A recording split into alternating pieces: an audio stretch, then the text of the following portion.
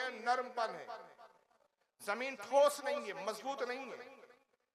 पिलपिली जमीन पर, कमजोर जमीन पर, नरम जमीन पर आपने आलीशान इमारत तामीर की, उसमें आपने अच्छा मार्बल भी लगाया, अच्छे झूमर भी लगाए, उसमें दीवारों पर टाइल्स भी लगाई, अच्छी लाइटिंग भी घर में की आपने, बहुत खूबसूरत नक्काशी वाला आपने मकान तामीर किया। लेकिन चूंकि जमीन में पिलपिलाहट है, कमजोरी है, नरमी है, एक मामूली सा झटका और जमीन ये कहने में इमारत का ये वजन पूरी इमारत को जमीन के अंदर धंसा देता है। अगर इमारत को मजबूती के साथ हमेशा के लिए कायम रखना है तो सबसे पहले जमीन को मजबूत करना जरूरी है। अकायद है जमीन और आमाल है इमारत। अगर अकीदा मजबूत है, ठोस है आपका, तो आप उस पर जितनी चाहे लंबी इमारत तामीर करते जाए, वो कयामत तक वो इमारत बरकरार रहने वाली है। और अगर खुदा न खास्ता आपने अपने अकायद को मजबूत नहीं रखा, उसमें कमी है, नरमी है, पिलपिलाहट है, सुलह पसंदी है, तो आप कितना ही अच्छे अमाल कर ले, कितनी ही बड़ी इमारत बना ले, आखिरत और रोजे हश्र का एक मामूली सा झटका सारे आपके अमाल को तबाह बर्बाद कर देगा।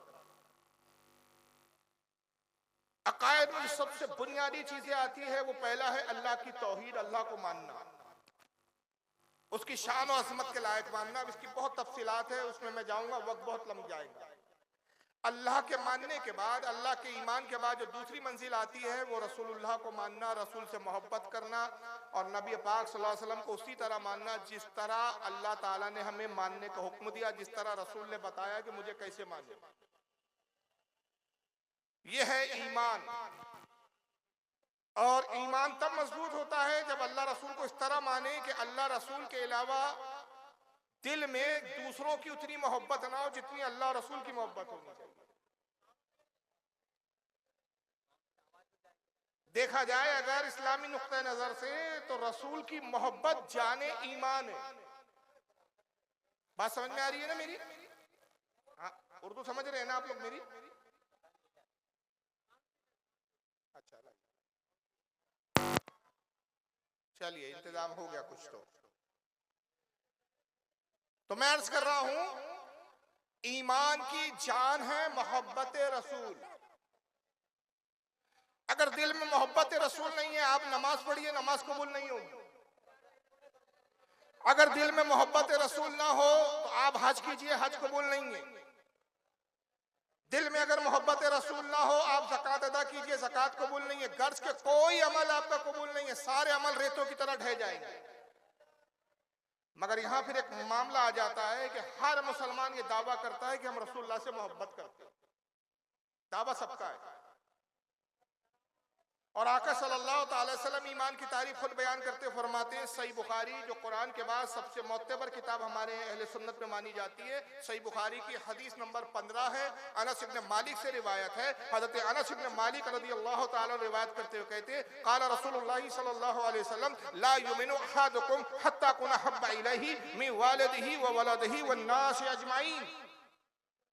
आका ने कहा, तुम में से उस वक्त तक कोई मोमिन हो ही नहीं सकता जब तक वो मुझसे अपने बाप से ज्यादा मोहब्बत ना करे, अपनी माँ से ज्यादा मोहब्बत ना करे, अपनी औलाद से ज्यादा मुझसे मोहब्बत ना करे, अपने अजीजों अकारीब से ज्यादा मुझसे मोहब्बत ना करे, वन्नास अजमईन, दुनिया के तमाम लोगों से ज्यादा जब तक मुझसे मोहब्बत ना करे वो मोमिन हो ही नहीं सकता। और इसी को आला हजरत ने इसी हदीस को अशारों में ढाल दिया कि अल्लाह की सरताब कदम शान है ये, इंसान ही इंसान, वो इंसान है ये। कुरान तो ईमान बताता है इन्हें, ईमान ये कहता है मेरी जान है ये। ईमान की जान है मोहब्बत रसूल। और सहाबा इकराम इसलिए अफजल तरीन थे तमाम मखलूकात में, तमाम इंसानों में, कि उन्होंने नबी से दिलो जान से ज्यादा मोहब्बत। कैसी मोहब्बत की मैं सिर्फ एक वाकया सुनाना चाहता हूँ, दिल चाह रहा है कि सुना दूं, आप जाने कि मोहब्बत रसूल किस दर्जे करना होती है। सिर्फ नाम लेना कि हम रसूल से मोहब्बत करते हैं ये काफी नहीं है, उसका प्रैक्टिकल भी हमें वो होना चाहिए। एक जंग का मौका है, अल्लाह के नबी सल्लल्लाहु अलैहि वसल्लम ऐलान फरमाते हैं कि लोगों, दुश्मनान इस्लाम ने चारों तरफ से घेर लिया है और ये गज़वा खंदक का मौका है। तीन ताकतें हैं जो इस्लाम को खत्म करने के लिए यकजा हो गई है, एकजुट हो गई है। एक यहूदी है, ईसाई है और मुश्रिकाने मक्का है। तीनों ने तय किया कि हमारा मुश्तरका दुश्मन मोहम्मद सल्लल्लाहु अलैहि वसल्लम और उनका दीन है। अगर हम सिंगल अलग अलग मोहम्मद से लड़ेंगे सब फना हो जाएंगे, इस्लाम गालिब आ जाएगा। इस्लाम को मिटाना है, पैगंबर इस्लाम को मिटाना है। तीनों मिलकर हम मोहम्मद और उनके मानने वालों पर टूट पड़े और नतीजा यह है कि हम इस्लाम को माज़अल्लाह खत्म कर दिया। तीनों ने आपस में सुलह की और मदीने को चारों तरफ से घेर लिया। मुसलमान उस वक्त इस पोजीशन में नहीं थे कि इतनी बड़ी ताकत से लड़ सके। सरकार के हुक्म से चारों तरफ खंदक खोदी गई, ताकि खंदक यानी गड्ढे खोदे गए बड़े बड़े, ताकि वो फलांग कर मदीने में ना आ सके। हुजूर ने ऐलान किया, लोगों अपना माल अपना असबाब अल्लाह की राह में खर्च करो। जो नौजवान है वो जिहाद के लिए अपने घरों से हथियारों से लैस होकर आ जाए। जो बूढ़े हैं जिहाद पर नहीं जा सकते वो अपने हथियार नौजवानों को दे। जो औरतें हैं वो अपना माल दे। जब सरकार ने ऐलान किया, इस्लाम पर मर मिटने वाले थे साहबा इकराम और साहबियात ने ये किया कि अपने जेवरात ला के रसूल के कदमों में रख रहे हैं, अपने कानों की बालियां उतार के हुजूर के कदमों में रख रहे हैं, अपने गलों के हार रख दे रहे हैं। बूढ़े असाब आ रहे हैं जो जंग में जाने के लायक नहीं है, कमजोर है, नातवा है, वो अपने हथियार और शेर बख्तर और अपने खौल वगैरह और अपने तलवारें लाकर हुजूर के कदमों में रखते। सरकारी हमारी तरफ से नौजवान आते, हुजूर हम आपके साथ है, हम आपके साथ अपनी जानों को कुर्बान करने के लिए तैयार है। ये सब लोग बढ़ चढ़ कर हिस्सा ले रहे हैं जिहाद में, अपना माल दे रहे हैं, अपनी औलादे दे रहे हैं और सरकार सबके लिए दुआ फरमा रहे। तभी देखने वाली निगाह देखती है कि एक नौजवान लड़की है, सफेद लिबास में मलबूस है, सफेद लिबास पहने हुए है, छोटी सी पोटली की शक्ल की कोई शय है जिसको अपने दामन में चिमटाए हुए और छुपाए हुए आहिस्ता आहिस्ता हुजूर की तरफ चली आ रही है। देखने वालों ने देखा कि वो एक नौजवान लड़की थी। उसका हुलिया बता रहा था कि ये शादीशुदा थी लेकिन ये बेवा हो चुकी है, क्योंकि उसने कोई श्रृंगार नहीं किया था। सादगी के साथ वो कोई पोटली में कुछ चीज छुपाए हुए हुजूर की खिदमत में आती और करती, या रसूलल्लाह आपके मुनादी का ऐलान मेरे कानों में पहुंचा। आपके मुनादी ने जब ऐलान किया कि अल्लाह की राह में खर्च करो, सरकार मैं भी अपनी इस्तिताअत के मुताबिक इस जिहाद में हिस्सा लेने के लिए शरीक हुई हूँ और आपकी बारगाह में कुछ नज़र करना चाहती हूँ। आका ने कहा कि मेरी शहजादी, ऐ मेरी बेटी, क्या लाई हो तुम अल्लाह की राह में? उसने कपड़ा हटाया। देखने वालों ने देखा कि वो चंद माह का एक दूध पीता शीरखार बच्चा था। कहती है, सरकार मैं इस बच्चे को आपकी बारगाह में हाजिर कर रही हूँ। अल्लाह के नबी इसको जिहाद पर ले जाए।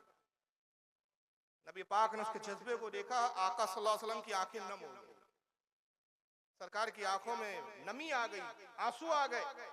इरशाद फरमाया कि मेरी शहजादी, मैं तेरे जज्बे की कद्र करता हूँ और अल्लाह की बारगाह में दुआ करता हूँ कि अल्लाह तेरे जज्बे को कबूल फरमाए, लेकिन ऐ मेरी बेटी, ये बच्चा शीरखार है, दूध पीता है, ये जिहाद करने के लायक नहीं है। अगर मैं इसे जिहाद पर ले जाऊं, ये तलवार नहीं चला सकता, ये तीर और कमान पकड़ नहीं सकता। अगर दुश्मन इस पर वार करे, ये अपने अपने आप को उस वार से बचा नहीं सकता।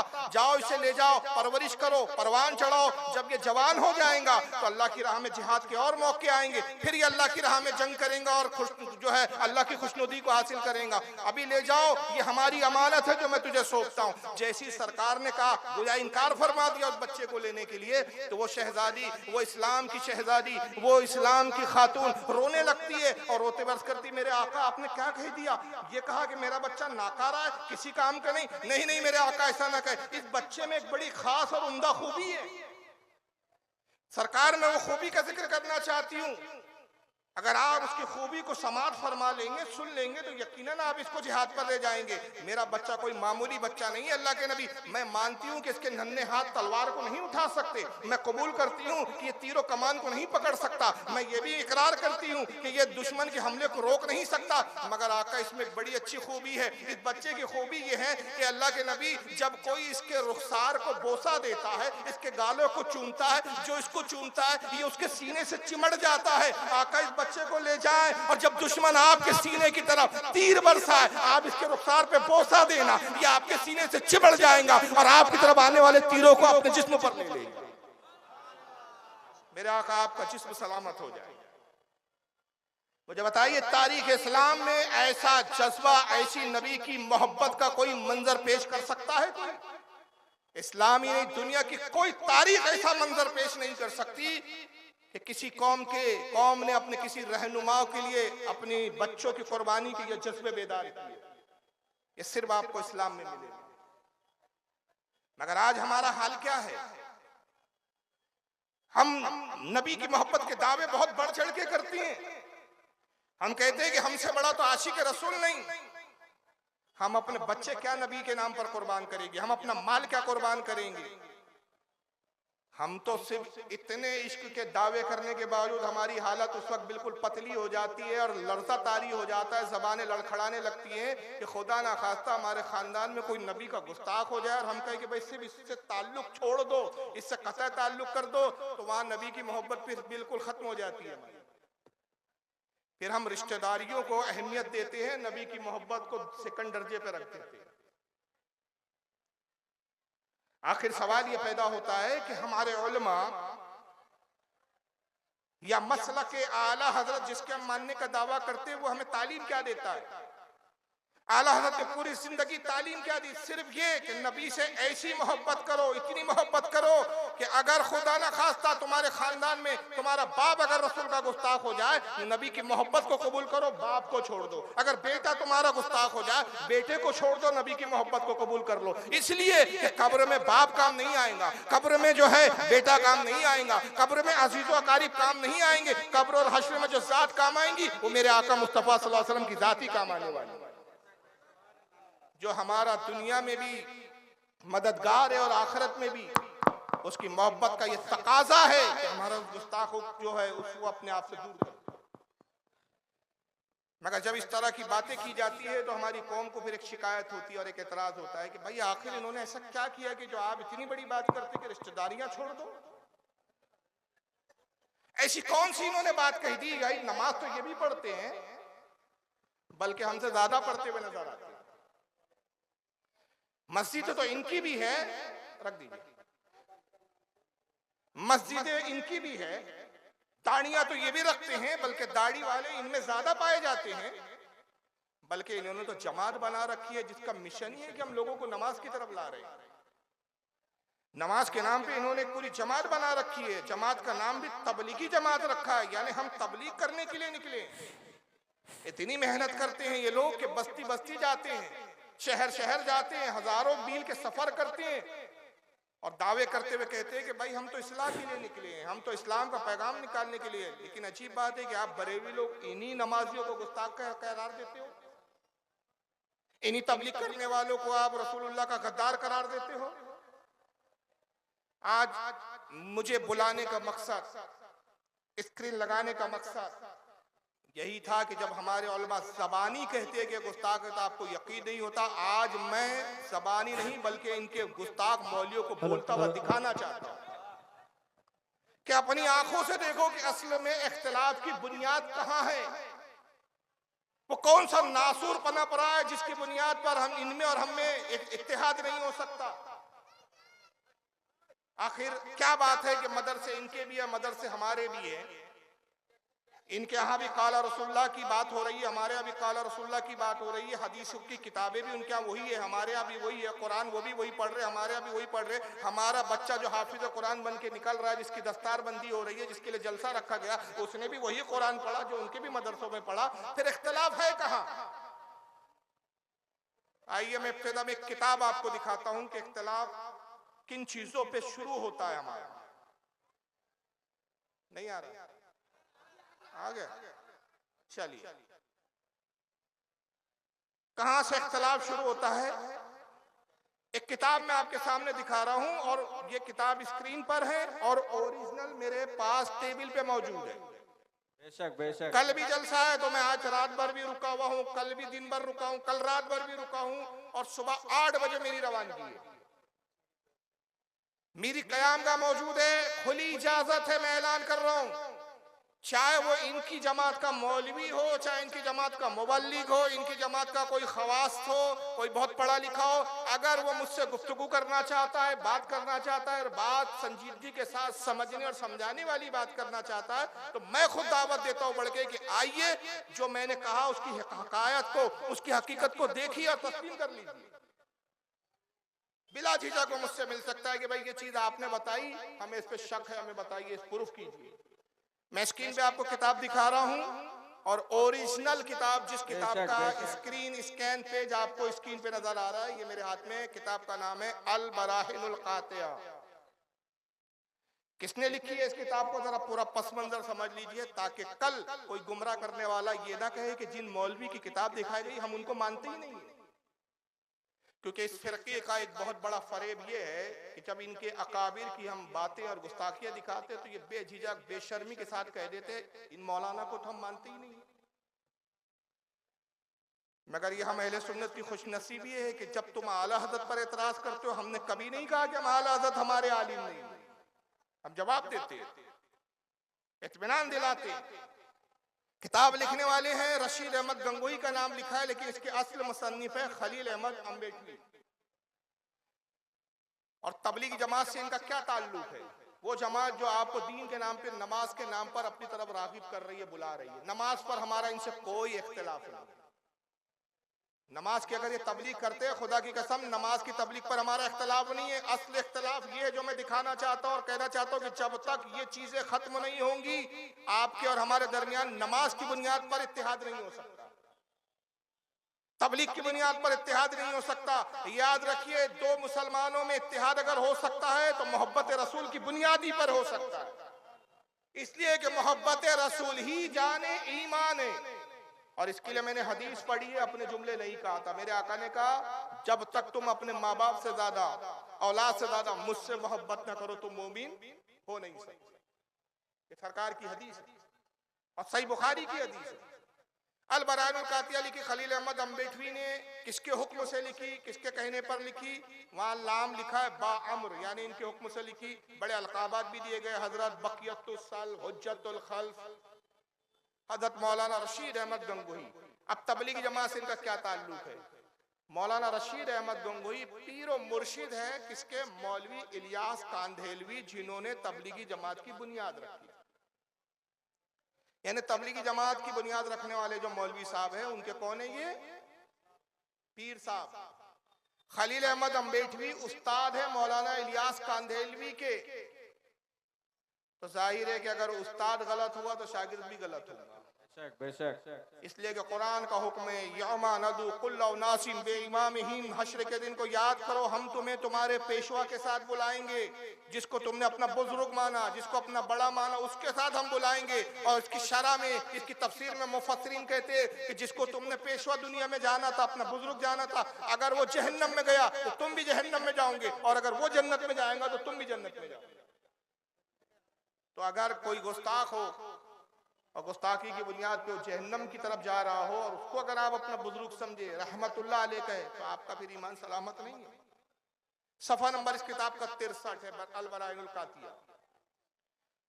देवबंद का मदरसा यूपी में सहारनपुर में, जानते हैं ना आप लोग? देवबंदियों का सबसे बड़ा मदरसा कहाँ है? सहारनपुर यूपी में। उस मदरसे की फजीलत बताई जा रही है, जरा सुनिए क्या फजीलत लिखते हैं मौलाना खलील अहमद अम्बेडवी सफा नंबर 63 पे। कहते हैं, मदरसे देवबंद की अजमत हक ताला की दरगाह पाक में बहुत है। सीधी सादी उर्दू है, फिर भी मैं और आसान कर रहा हूँ। कहते हैं, देवबंद का जो मदरसा हमने बनाया है उसकी अजमत अल्लाह की बारगाह में बहुत है, अल्लाह को बड़ा पसंद है ये मदरसा देवबंद का। सदहा आलिम यहां से पढ़कर गए, सदा यानी कई सौ आलिम इस मदरसे से पढ़ के चले गए और खल्क़ कसीर को जुल्मात जलालत से निकाला। कहते एक बड़ी जमात को गुमराहियों से, अंधेरों से, गुमराहियत और अंधेरों से निकाला एक बड़ी जमात को, बड़े लोगों को। यही सबब है, यही वजह है कि एक साले यानी एक नेक बुजुर्ग, उस बुजुर्ग का नाम नहीं लिखा इन्होंने कि आखिर वो गुमनाम बुजुर्ग थे कौन, और इसलिए नहीं लिखा कि चूंकि आप आगे खुद जान जाएंगे कि वाकया झूठा है। सिर्फ अपने देवबंद के मदरसे की अजमत बताने के लिए झूठा वाकया गढ़ा गया और इसमें नबी की तौहीन को गवारा किया गया है। कहते एक साले यानी एक नेक बुजुर्ग फक्रे आलम अलैहिस्सलाम की ज़ियारत से ख्वाब में मुशर्रफ हुए। फक्रे आलम कौन? यानी रसूलुल्लाह सल्लल्लाहु अलैहि वसल्लम हुजूर की ख्वाब में ज़ियारत से मुशर्रफ हुए। वो नेक बुजुर्ग जो देवबंद के थे, उनके ख्वाब में अल्लाह के नबी तशरीफ लाए। तो आपको उर्दू में कलाम करते देखकर पूछा, आपको ये कलाम कहां से आ गई? अल्लाह के नबी हुजूर जो है वो बुजुर्ग से, उस साले से उर्दू में बातचीत करने लगे और खैरियत है, सब ठीक ठाक है, सब बढ़िया चल रहा है।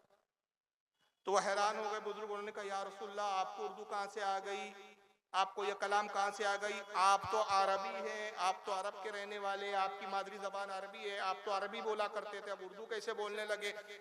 तो नबी की जबान से क्या कहलवाया जा रहा है, माशअल्लाह नौज़ुबिल्लाह। फरमाया यानी रसूल ने फरमाया कि जब से उलमाए मदरसे देवबंद से हमारा मामला हुआ हमको ये जबान आ गई। फिर लिखते हैं सुभान अल्लाह, इससे रुतबा इस मदरसे का मालूम हुआ।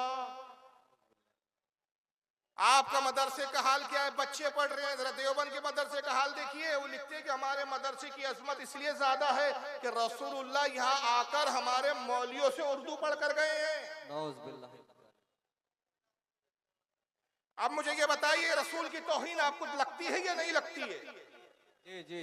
और अगर आप कहें कि नहीं भाई इसमें कौन सी तौहीन की बात है, हुजूर को उर्दू तो आती नहीं थी, वाकई हुजूर तो अरबी जबान जानते थे, तो हो सकता है उर्दू सीखने आ गए हो रसूलुल्लाह, माज़अल्लाह अस्तग़फिरुल्लाह। तो मैं कहूंगा ये बहुत बड़ी तौहीन है। इसकी वजह सुन लीजिए, तौहीन इसलिए है कि मेरे आका सीखने नहीं आए थे, सिखाने आए थे। बेशक बेशक। और हुजूर ने किससे सीखा? दुनिया में कोई ऐसा माई का लाल है ही नहीं, पूरी कायनात में कोई ऐसा माई का लाल है ही नहीं जो मेरे आका को कुछ सिखाए। इसलिए कि मेरे नबी का मौलिम कौन है, मेरे नबी का पढ़ाने वाला कौन है? कुरान से पूछा, कुरान तू बता कौन है तेरे में अल्लाह के रसूल को पढ़ाने वाला? तो कुरान कहता है अर्रहमान अल्लमल कुरान खलकल इंसान अल्लमहुल बयान। अल्लाह फरमाता है वही रहमान है, सबसे बढ़कर रहम करने वाला, जिसने अपने हबीब पर कुरान नाजिल किया और इंसानियत की जान मोहम्मद को पैदा किया और उसको कलाम करना सिखाया। नारे तकबीर, नारे रिसालत, मसलके आला हजरत हजरत अल्लामा मौलाना फारूक रज़वी नागपुरी। नारे तकबीर, नारे रिसालत।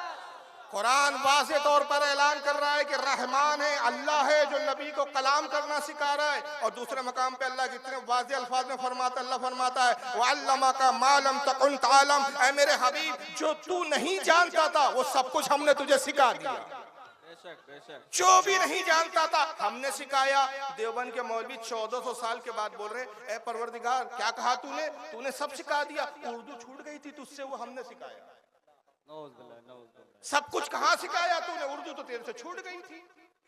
और अल्लाह के नबी भी जब ये आयत उतर रही थी, गोया माज़अल्लाह बकौल इनके, हमारा अकीदा नहीं है, बकौल इनके गंदे अकीदे, इस बुनियाद पर मैं कह रहा हूं कि जिब्रील आए और ये आयत लाए कि हबीब अल्लाह फरमा रहा है कि आपको सब सिखा दिया। तो हुजूर ने कहा उर्दू रह गई है, तो जिब्रील ने कहा रुकिए 14 साल इंतजार कीजिए, देवबंद का मदरसा बनेगा, फिर वहां जाना, वहां के मौलियों से सीख लेना।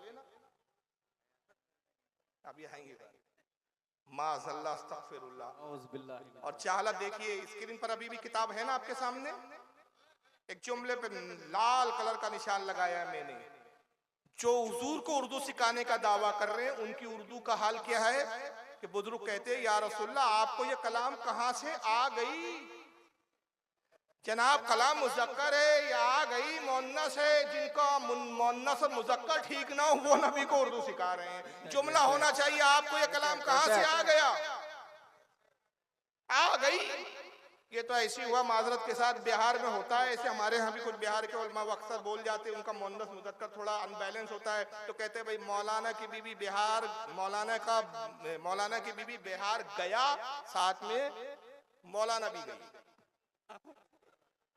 मौलाना का बीबी बिहार गया, साथ में मौलाना भी गई, ये वाली उर्दू हो गई।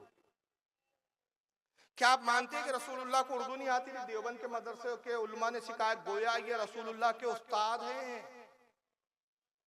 इसलिए कह भी रहे सुभान अल्लाह, इससे रुतबा इस मदरसे का मालूम हुआ। मैं आपको एक हदीस सुनाता हूँ। मेरे आका सल्लल्लाहु अलैहि वसल्लम ने सहाबा को मुखातिब किया एक मौके पर, अरे यार क्या ये तकरीर के दौरान बातचीत करते हो आप लोग यार, ए भाई चुप हो जाओ। मेरे आका सल्लल्लाहु अलैहि वसल्लम ने एक मर्तबा साहबा को मुखातिब किया और फरमाया कि मेरे साहबा जो ज़हीन साहबा थे, जो बहुत ज्यादा पढ़े लिखे काबिल और अक्लमंद साहबा थे, उनको मुखातिब किया और कहा कि मैं चाहता हूं दुनिया के गोशे गोशों में इस्लाम का पैगाम पहुंचे।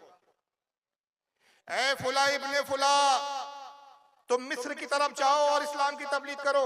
ए फुला इब्ने फुला, तुम तुर्की की तरफ जाओ, इस्लाम की तबलीग करो। ए फुला इब्ने फुला, तुम रोम की तरफ जाओ, इस्लाम की तबलीग करो। ए फुला इब्ने फुला, तुम ईरान की तरफ जाओ और तबलीग करो। सहाबा से एक एक का नाम लेकर, आप अलग अलग मुल्कों के नाम लेके मुखातिब करके कहते उन मुल्कों में जाओ। वो साहबा ने अपनी निगाहें झुका ली और फिर अर्ज करते, या रसूल अल्लाह, आपका हुक्म सर आंखों पर आका, सरकार आप जिन मुल्कों की तरफ हमें भेज रहे हैं उन मुल्कों के लोग हमारी जबान नहीं जानते। हम अरबी बोलते हैं, उनकी अपनी जबान है। ईरान में फारसी बोली जाती थी, रोम की अपनी कुछ अलग जबान थी, मिस्र की अपनी मादरी जबान कुछ और थी। हर मुल्क की अपनी एक जबान है। अल्लाह के नबी वो हमारी अरबी को नहीं समझ सकेंगे और हम उनकी जबानों को नहीं समझते। जब वो कुछ कहेंगे तो हम उनकी जबान ना समझ सकेंगे, जब हम उनसे कुछ कहेंगे वो हमारी जबान ना समझ सकेंगे, तो अल्लाह के नबी हम तबलीग कैसे करेंगे। सरकार ने कहा कि जाओ सफर की तैयारी करो और नमाज फजर मेरे पीछे पढ़ो और इस हाल में आना कि सफर पे जाने के लिए तैयार हो। एक साहबी ने एतराज नहीं किया, अल्लाह के नबी हम कल सफर पे आप भेज रहे हैं तो एक रात में कौन सा इनकलाब बर्पा होने वाला है। एक रात में ऐसा क्या हो जाएगा कि दुनिया के मुल्कों की जबानें हमें याद हो जाएंगी, हमें इल्हाम हो जाएंगी। इसलिए कि जानते थे, नबी ने फरमा दिया, नबी की जबान से जो कुछ निकलता है वही इलाही होता है। वो दहन जिसकी हर बात वही खुदा, उसकी नाफिज हुकूमत पे लाखों सलाम। वो सहाबी थे, वहाबी नहीं थे। वो गए अपने घरों में और अपनी बीवियों से कहा सामान तैयार करो, हमें कल सफर के लिए निकलना है। सामान तैयार हुआ, ऊँटों और घोड़ों पे उन्होंने सामानों को लादा और बार किया।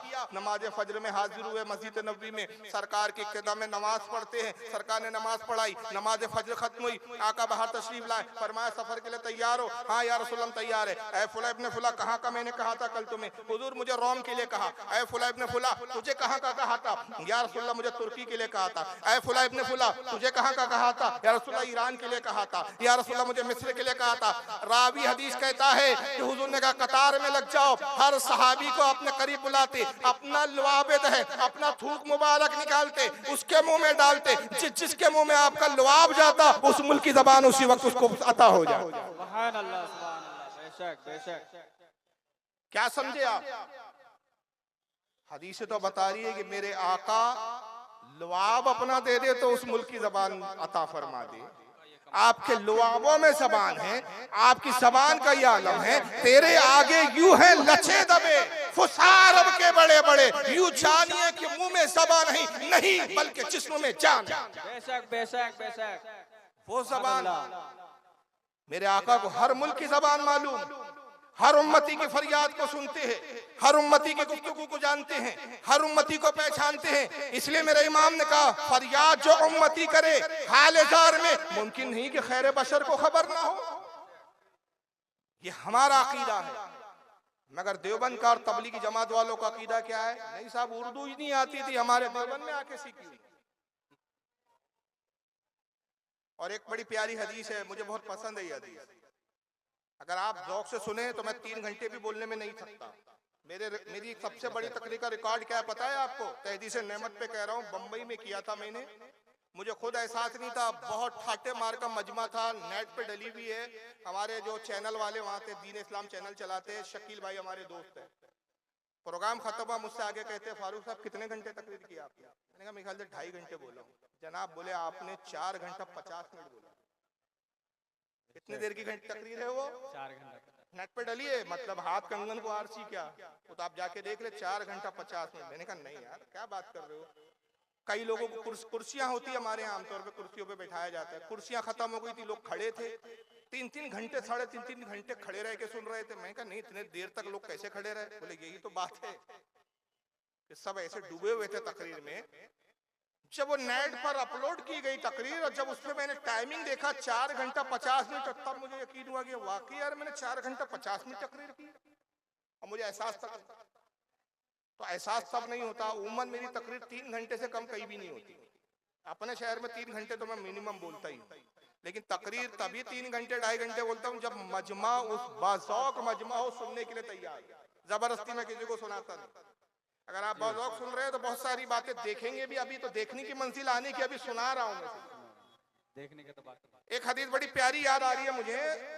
सरकार सहाबा के साथ चहलकदमी के लिए निकले। एक ऊंट पागल और दीवाना हो गया मदीने में। जो उस ऊंट के करीब आता है वो ऊंट उसको नोच खाता है। लोग उस ऊंट को देखते थे और भागते थे। सरकार ने उस ऊंट को देखा तो सरकार उस ऊंट की तरफ बढ़ी। साहबा ने अर्ज किया, अल्लाह के नबी, ये ऊंट दीवाना हो गया है, सरकार ये पागल हो गया है, इस ऊंट के करीब आप ना जाएं, ये आपको नुकसान पहुंचाएंगा। मेरे आका ने क्या जवाब दिया? जुमला सुनो, हुजूर की नब्वत की हमागिरियत साबित होती है।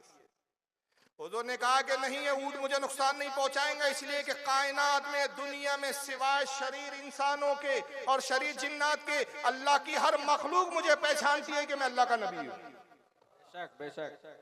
ये ऊंट खूब जानता है कि मेरा मकाम मनसब क्या है। वो तो शरीर बदमाश जिन्नात है जो मेरी नब्वत का इनकार करते हैं। वो कमीने फितरत के इंसान है जो मेरी नब्वत का और मेरी रिसालत का इनकार करते, मेरे मोजिज़ात का इनकार करते। जानवर मेरे मोजिज़े का इनकार नहीं करते, नबातात नहीं करते, सारे कायनात सुन्नी है। मैं इश्क की ज़बान में कहता हूँ, ये चांद सुन्नी है, ये सूरज सुन्नी है, ये जमीन सुन्नी है और सब बरेलवी अकीदा रखते हैं। आप कहेंगे ये अब जमीन और चांद का आधे सुन्नी वहां भी हो गए। नहीं नहीं, सुन्नी है, इसलिए कि मेरे आका ने चांद को इशारा किया, चांद शक हो गया। वहां भी होता तो इनकार कर देता, कहता है महबूब इशारा करो, मैं नहीं टूटूंगा, मैं तो अल्लाह साहब के हुक्म पे मानता हूँ। सूरज को इशारा किया, सूरज पलटा, अगर वहां भी होता सूरज कहता मैं महबूब आपके इशारे पे पलटूंगा नहीं, मैं तो अल्लाह साहब की मानता हूँ। लेकिन वो सुन्नी था तो वो पलट आया, हुजूर ने इशारा किया, सूरज पलटा, हुजूर ने इशारा किया, चांद शक हुआ, हुजूर ने जमीन से कहा सुराका के लिए फट जा, सुराका के पैरों को पकड़ ले, सुराका के पैरों को जमीन ने पकड़ लिया। जमीन भी सुन रही है, चांद भी मान रहा है, सूरज भी मान रहा है, इसलिए कि सब सुन्नी है और वो जानते कि इशारा महबूब का है लेकिन हुजूर के हुक्म में अल्लाह का हुक्म है, इसलिए कि खुदा की रजा चाहते हैं दो आलम, खुदा चाहता है रज़ाए मोहम्मद। नारे तकबीर, नारे तकबीर, नारे रिसालत, मसलके आला हजरत, इख्तियारे मुस्तफा, इख्तियारे मुस्तफा, जश्न दस्तारबंदी, नारे तकबीर, नारे रिसालत। सरकार ने कहा ये ऊंट मुझे नुकसान नहीं पहुंचाएंगे, जानता है मेरे मकाम। हुजूर गए और जब उस ऊंट के करीब पहुंचे, ऊंट आया और रसूलुल्लाह की नालैन पाक को चाटने लगा। फरमाबरदार हो गया, सर झुका लिया। सरकार ने उसके सर पे मोहब्बत और शफकत से हाथ फेरा और फरमाया क्यों लोगों को नुकसान पहुंचाता है, क्यों काटता है लोगों को। ऊंट ने अपना चेहरा उठाया, गर्दन उठाई, हुजूर के कान शरीफ के करीब अपना मुंह लाता और कुछ आवाजें निकाली। हुजूर मुस्कुराए, फरमाया इसका मालिक कौन है? एक शख्स साहबी आगे बढ़े, सरकार ये मेरा ऊंट है, मैं इसका मालिक हूं। कहा ये तेरी शिकायत कर रहा है। कहा क्या शिकायत की हुजूर इसने? कहा ये कह रहा है कि या रसूलल्लाह मैं कोई दीवाना थोड़ी हूं, ना मैं पागल हुआ हूं। बात यह है कि जब मैं जवान था, तवाना था, मजबूत था, कवि था, इन्होंने मुझ पे बोझ लादे, वजन लादे, मुझसे बड़ी मशक्कत करवाई, बड़ी मेहनत करवाई। सरकार अब मैं बूढ़ा हो गया हूँ। तो कल कुछ रोज पहले की बात है कि मेरे मालिक का बेटा कह रहा था अब्बा जान अब ये बूढ़ा हो गया है, इस पे वजन ला दो तो इसके पैर कांपने लगते हैं, ये थर्राने लगता है, थर-थर करता है, सांसें फूल जाती है, वजन उठा नहीं पाता, अब किसी काम का नहीं है, लिहाजा इसको ज़बा करके इसका गोश्त खा पी के बाट बूट के खत्म कर दी। हुजूर मेरे काटने की फिक्र में थे तो मैंने अपनी जान बचाने के लिए पागलपन का सोंग रचा। बेशक बेशक। अब जो करीब आता मैं काटता हूं तो मुझे पागल डिक्लेयर करके इन्होंने पागल मान के छोड़ दिया। मैं सरकार पागल हूं। ये ऊंट ये कह रहा है, साहबी कहते यार रसूलल्लाह सच कह रहा है। वाकई ऐसा ही हुआ, मेरा बेटा कह रहा था और उसी दिन से इसने काटना शुरू कर दिया। तो हम पागल समझ के इसको छोड़ दिया हमने कि बच्चों को ना नुकसान पहुंचाए। हुजूर फरमाते हैं मेरे साहबी ये जीना चाहता है, जिंदगी का तलबगार है, जिंदगी को महबूब और पसंद रखता है। तुम ऐसा करो ये ऊंट मुझे हिबा कर दो, मुझे दे दो और इसके एवज रकम ले लो। वो कहते यार रसूलल्लाह वैसे भी हम इससे कुछ काम लेते नहीं हुजूर, हम तोहफतन आपकी नजर करते हैं, आप तो बतौर तोहफा इस ऊंट को कबूल कर ले। आका ने ऊंट की रस्सी पकड़ी, कहा अब तू मेरा हो गया, अब तू ऊंट तू मेरा हो गया है। अब मैं तुझे जंगल में भेज कहता हूं कि जंगल में चले जा, मेरा हुक्म है कि जंगल में जा और जो चाहे खा, जो चाहे चरना है चर। खुदा की कसम जंगल का कोई दरिंदा तुझे नुकसान नहीं पहुंचाएगा, इसलिए कि तुझे मुस्तफा ने आजाद किया है। गोया हुजूर ने बताया कि दरिंदे भी बहुत समझते हैं और पहचानते हैं कि ये नबी का आजाद करदा है, ये नबी का ऊँट है, इसको नुकसान नहीं पहुंचाना है, इसका शिकार नहीं करना है। अंदाजा लगाइए कि दरिंदे भी नबी के आजाद करदा को जानते हैं, नबी के महबूब मोहब्बत करने वाले जानवर को पहचानते हैं। मैं कह दूं ये कौन से दरिंदे हैं जो नबी की अजमत को नहीं समझता। देवबंद उर्दू पढ़ने सिखा रहे हैं, दरिंदों से भी खतरनाक है ना ये लोग। ऊंट को जब हुजूर ने फरमाया तो ऊंट रोने लगा, ऊंट के आंखों में आंसू थे, उसने अपनी गर्दन उठाई और फिर कुछ आवाजें निकाली हुजूर के कान के करीब, सरकार भी रोने लगे। साहबा कहते या रसूल अल्लाह, इस ऊंट ने ऐसा क्या कह दिया कि खुद भी रो रहा है और आपको भी रुला दिया इसने। पता चला कि साहबा ऊंट की जबान नहीं जानते। आका कहते जानते हो ये रो रहा है और इसने ऐसी क्या बात कही जिसकी बुनियाद पर मुझे भी रोना आ गया। इसने कहा या रसूलल्लाह, आज आपने मुझे आजाद किया है, मेरी जिंदगी बख्शी है, मैं अल्लाह की बारगाह में दुआ करता हूँ कि बरोज़े हश्र अल्लाह ताला आपकी उम्मत को जहन्नम से आजाद फरमा दे। सुभान अल्लाह, सुभान अल्लाह। इसको भी मेरी उम्मत की कितनी फिक्र है, इसकी उम्मत की फिक्र देखकर मुझे रोना आ गया। वाक़या खत्म हो गया, हुजूर ने आजाद कर दिया। मैं सिर्फ बताना ही चाहता हूँ मेरा नबी जानवरों की भी जबानें जानता है। जानवर तो उर्दू फारसी में नहीं बोलते, उनकी अपनी जबान होती है। जो पैगंबर जानवरों की जबान जाने वो उर्दू से कब ना बलाद और ना वाकिफ रह गए कि देवबंद के मदरसे के मुल्ला फटीचर मोल्ला हमारे नबी को उर्दू सिखाने बैठ गए और अपने देवबंद की अजमत बता रहे। मुझे बताइए ये इबारत नबी की तौहीन है या नहीं है? और जो ऐसे लिखने वाले, ऐसे बकवास करने वालों को अगर अपना पेशवा कहे, अपना रहनुमा कहे, तो फिर ये कब हमारे हो सकते हैं, कब इनसे हमारे ताल्लुकात और इत्तेहाद हो सकता है। तस्वीर का एक पहलू था ये, अभी एक पहलू और देख लीजिए आप, उसके बाद मैं तस्वीर का एक दूसरा पहलू दिखाऊंगा। ये अभी मैं पहले पहलू पर चल रहा हूँ। ये एक दूसरी किताब लिखी गई, किताब का नाम है तस्किरतुर रशीद। इन्हीं मौलाना रशीद अहमद गंगोही के हालात पर एक किताब लिखी गई 2 जिल्दों में, जिन मौलाना रशीद अहमद गंगोही के हुक्म से अल बराहिनुल कातिया लिखी गई थी, जिसमें हुजूर को उर्दू सिखाने के लिए देवबंद बुलाया इन्होंने। माज़अल्लाह। इन्हीं के खलीफा और शागिर्द मोहम्मद आशिक इलाही मीठी साहब ने इस किताब को लिखा है। अब जरा देखिए देवबंद के मौलियों का मकाम कितना बड़ा बताते हैं। इनको नबी की अजमत गवारा नहीं, अपने मुल्लाओं की अजमत बड़ी बढ़ चढ़ के झूठ और लनफन के साथ बयान करते हैं। वाकई ये लिखते हैं मौलाना मोहम्मद अली क्या नाम है मीठी साहब, आला हजरत की भावज का हुस्न एतकाद और मुखलिसाना बर्ताव था। ये आला हजरत कौन है बोलिए? आप सोच रहे बरेली के आला हजरत? जी नहीं, ये हमारे आला हजरत नहीं है, ये हमारे इमाम अहमद रजा मुहद्दिस बरेलवी नहीं है। देवबंदियों के यहाँ भी एक आला हजरत है, इनके भी बुतकदों में आला हजरत छुपे हुए हैं कुछ। ये अलग बात है कि कौम को गुमराह करने के लिए बाहर निकल के कहते हैं हुजूर तो हजरत, मूसा तो हजरत, ईसा तो हजरत, इमाम हसन हजरत, इमाम हुसैन हजरत, अली हजरत, उस्मान हजरत, अबू बकर हजरत, उमर हजरत, ये आला हजरत।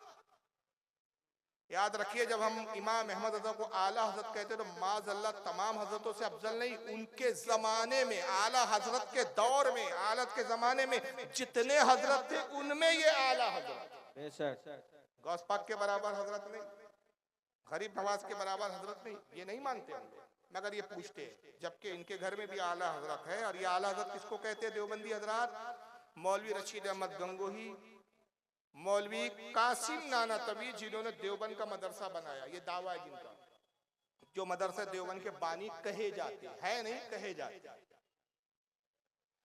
मौलवी अशरफ अली थानवी, जिनको ये हकीमुल उम्मत कहते हैं, तबलीगी वाले और देवबंदी। मौलवी खलील अहमद अम्बेठवी, इन सब के पीरो मुर्शिद थे हाजी इमदादुल्लाह। अभी नाम भी आएगा आगे। हाजी इमदादुल्लाह को ये लोग कहते हैं आला हजरत। तो समझ में आ गया आला हजरत कौन है? बोलिए कौन है?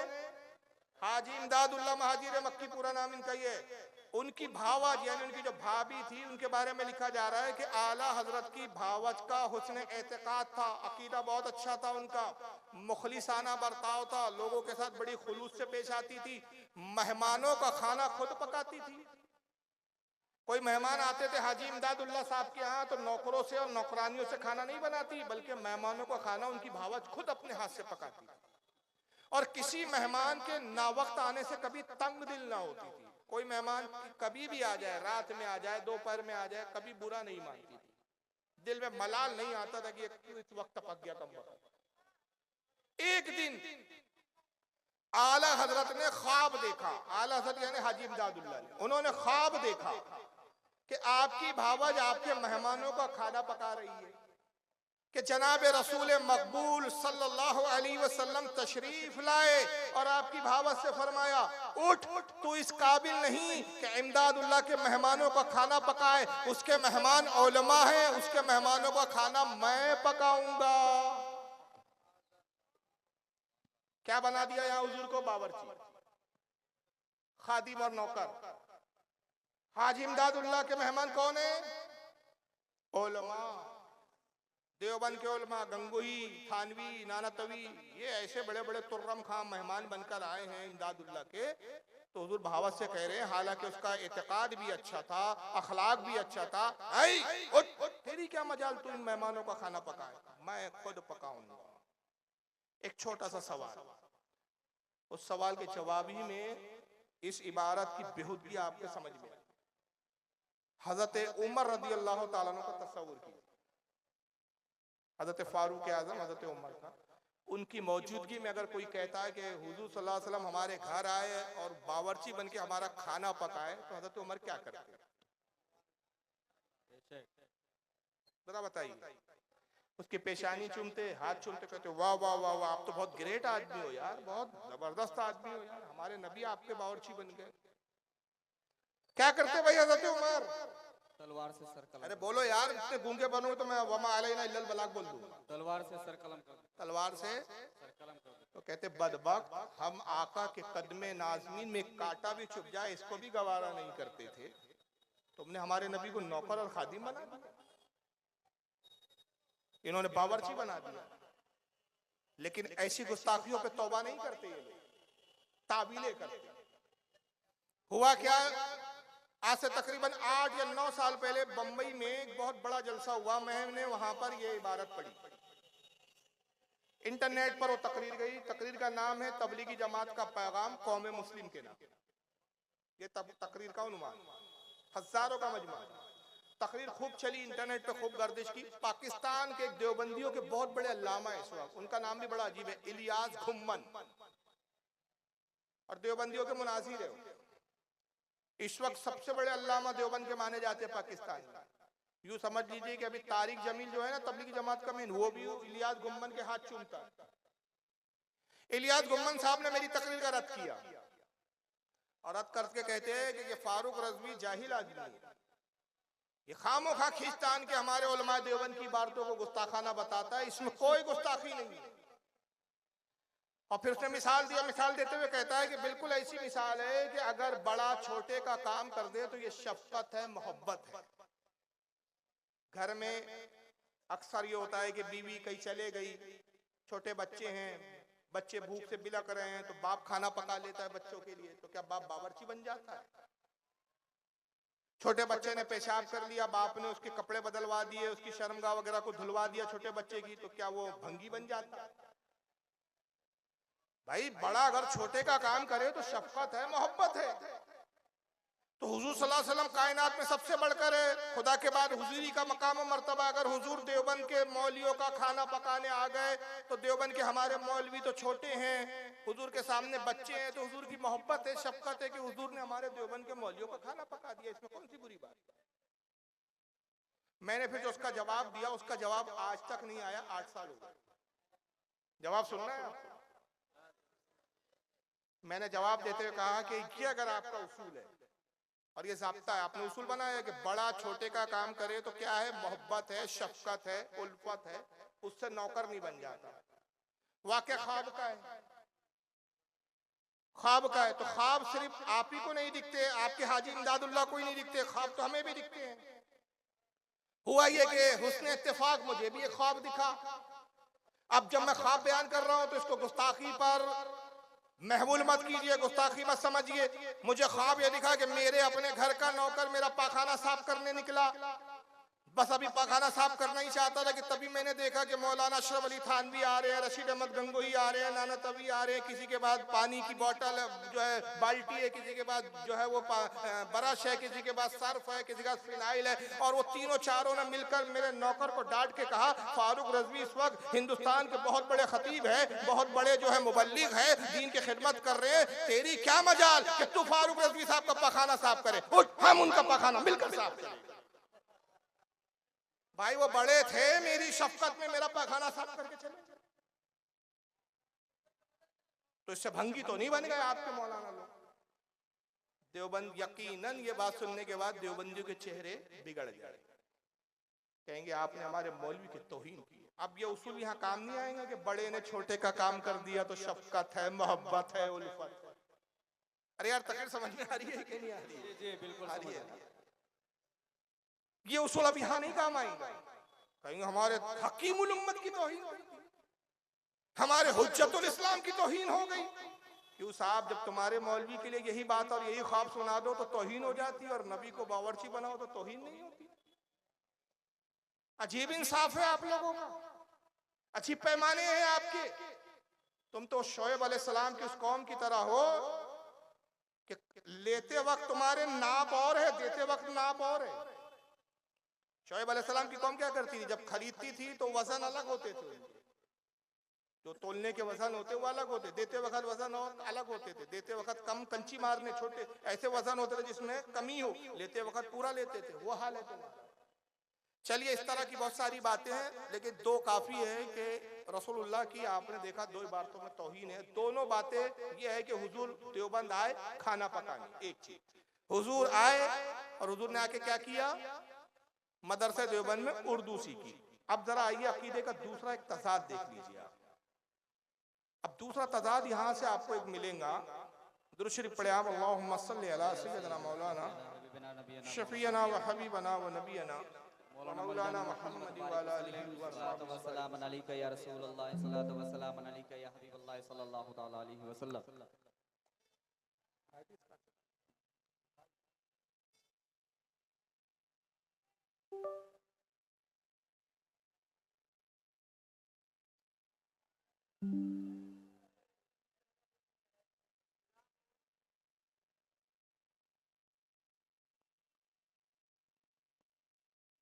अल्लाहुम्मा सल्ली अला सय्यदिना मौलाना मुहम्मद व अला आलि सय्यदिना मौलाना मुहम्मद। सुनिए,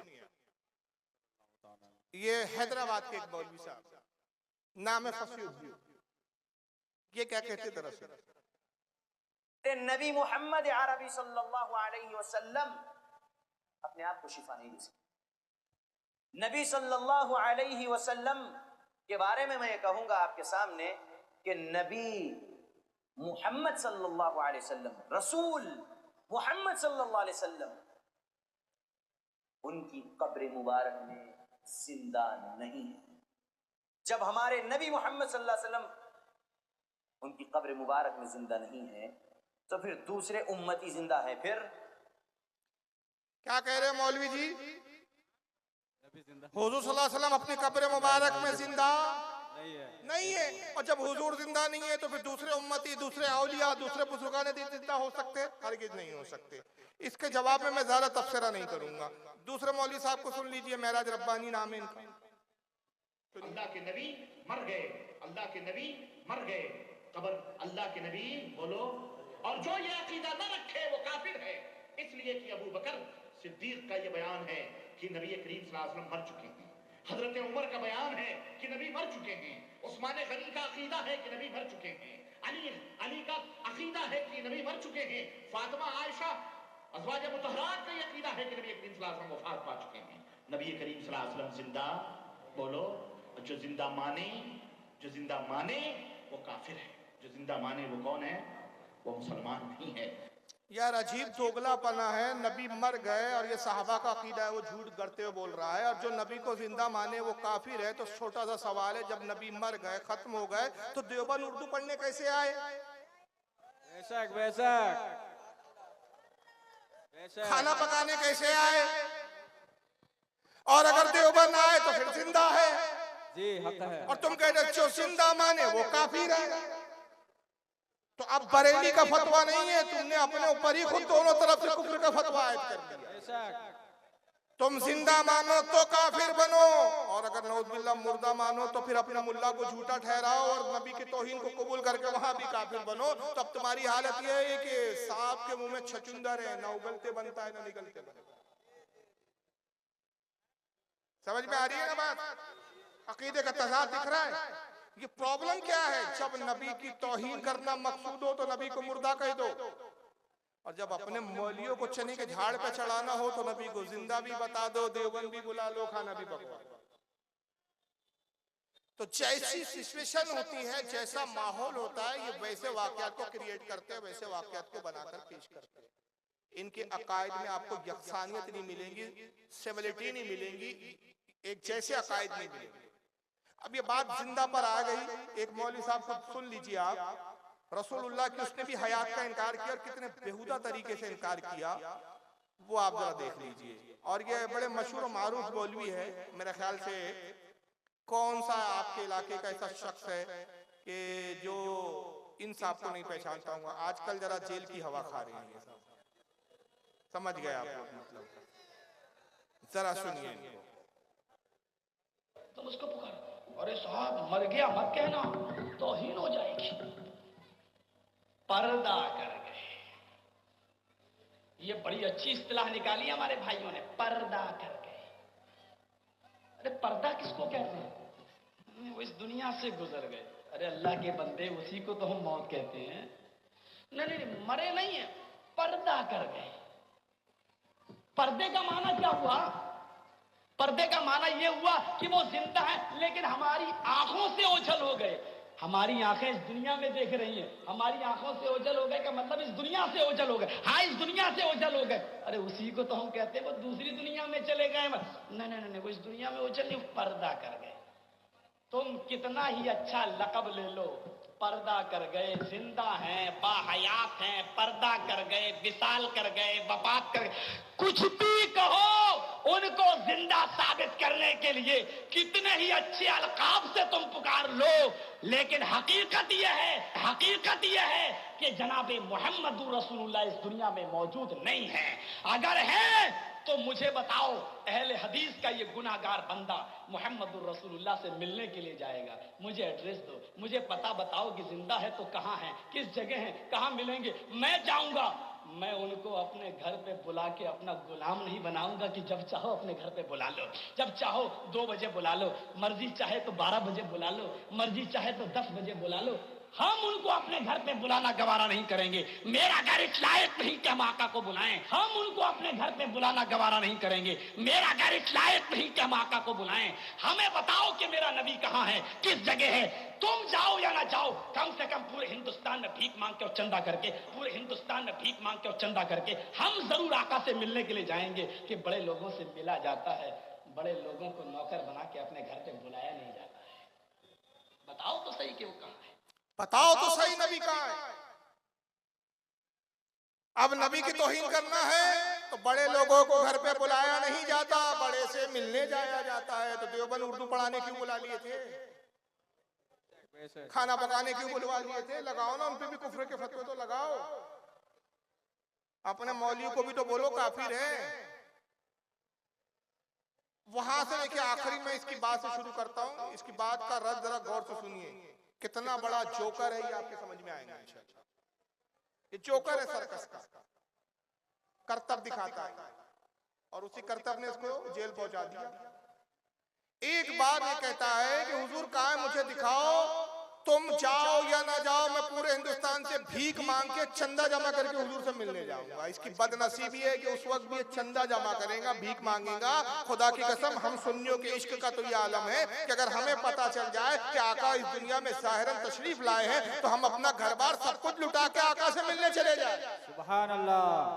ये अपना पैसा नहीं खर्च करेगा, चंदा जमा करेगा। सारी भागदौड़ सऊदिया की रियाल भी इसको पूरी नहीं पड़ रही, मगर अल्लाह ताला ने इसकी जबान से एक सच निकलवाई। अब वो सच क्या था आपने तवज्जो नहीं दी होंगी। मैं तो एक एक वीडियो में बड़ी एक एक बात पे गौर करता हूं। ये कहता है कि मेरा घर इस लायक नहीं कि मैं आका को बुलाऊं। बात तो सही है, वाकई तेरा घर इस लायक है ही नहीं कि आका है, इसलिए कि आका आशिकों के घर आते हैं, गद्दारों के और गुस्ताखों के घर नहीं आते। हक है, हक है। और हम आशिक के रसूल है, इसलिए तो हम तमन्ना करते हुए कहते हैं, सुना है आप हर आशिक के घर तशरीफ लाते हैं, मेरे घर में भी हो जाए चरागा या ये तेरी बदनसीबी, तूने खुद कबूल कर लिया, अल्लाह ने निकलवा दिया। मेरा घर इस लायक नहीं है। बलात्कारी का घर वाकई इस लायक नहीं कि हुजूर वहां तशरीफ, हुजूर तो उन्हीं घरों में आते। लेकिन बहरहाल मौलवी जर्जिस की बात जो थी इब्तिदा यहाँ से थी कि तुम हुजूर को अदबन पर्दा कर गए बोल दो, विशाल फरमा गए बोल दो, कितना ही अच्छा अलकाब इस्तेमाल करो, हकीकत यह है कि मोहम्मद सल्लल्लाहु अलैहि वसल्लम इस दुनिया में जिंदा नहीं है। हम अहले सुन्नत का अकीदा क्या है पहले सुन लीजिए। कुरान अज़ीम में अल्लाह ने फरमाया हर नफ्स को, हर जानदार को मौत का मजा चखना। सरकार भी जानदार है, सरकार भी नफ्स है, सरकार भी मखलूक है। हर मखलूक को मौत का मजा चखना अल्लाह का वादा है। अकीदे अहले सुन्नत ये है और इस पर दलाइलों की अंबार है। अब दलीलें देंगे वक्त उतना नहीं होता हमारे पास, लेकिन दलाइलों की अंबार है।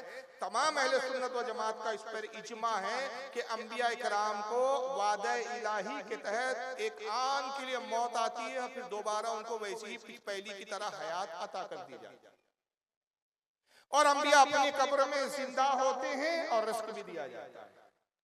जैसा कि हदीस पाक में सही हदीस में आया, सुनन इब्न माजा के अल्फाज आका फरमाते इन्नल्लाह हर्रम अलल अर्दि अन तक़ूल ज़ादल अंबिया अलैहिमुस्सलाम व नबियुल्लाहि हय्युन युरज़क़। अल्लाह के नबी पर जमीन पर अल्लाह ने हराम किया कि अल्लाह के नबी को वो खाएं। अल्लाह के नबी को जमीन नहीं खाती, बल्कि अल्लाह के नबी जिंदा होते हैं और उनको रिस्क दिया जाता है। सुभान अल्लाह।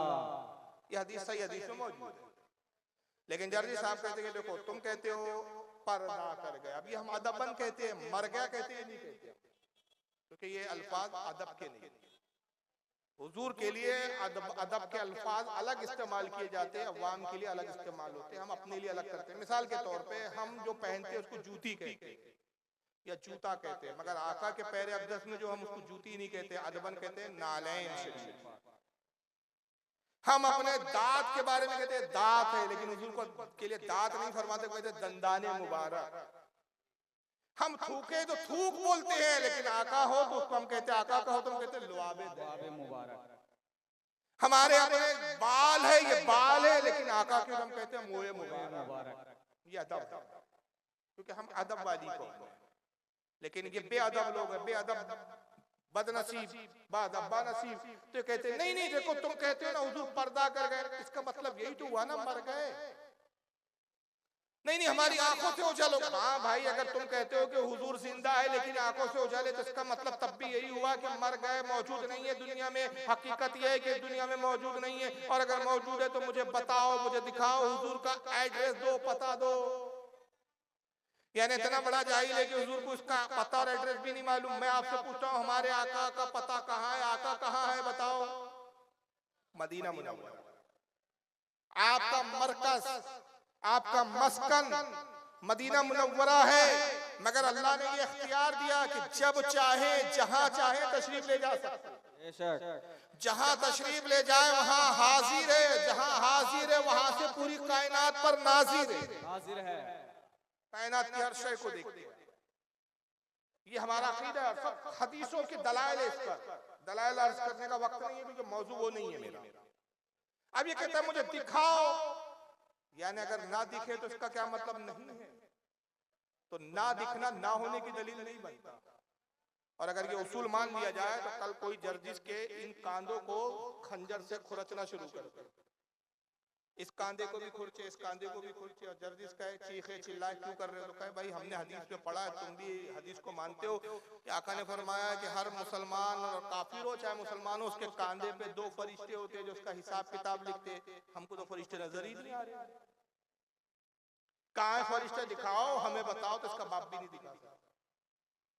इसका गला दबाना शुरू कर दो, चीखे मैं मर रहा हूँ, मैं मर रहा हूँ। तो कहाँ मर रहे हो? मलकुल मौत तब तक हमें नजर नहीं आया। हमें दिखाओ, हमें बताओ कहाँ है मलकुल मौत। जनाब, ना दिखना ना होने की दलील नहीं है। हवा है, दिखती नहीं है, महसूस होती है। उसी तरह आका मौजूद है, आका की मौजूदगी के असरात को वही महसूस करता है जिसका दिल इश्क से लबरेज होता है। उसके लिए मुफ्ती आजम जैसा शख्स चाहिए जो कहता है सरकार के जलवों से रोशन है दिले नूरी, ताहश्र रहे रोशन नूरी का ये काशा।